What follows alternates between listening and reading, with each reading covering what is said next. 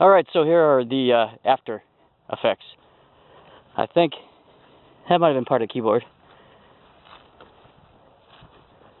Oh, DVD drive. Alright. Well, there's nothing left of that. That's nice.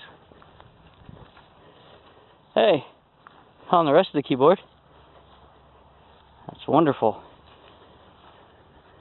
Wow, something actually survived a circuit board. And there's the bulk of it.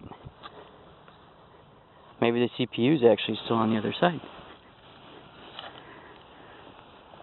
Huh, nice. And yeah, there's bits of it everywhere. Yeah, it didn't hold up too well. Well, I need to learn to build a more rugged laptop.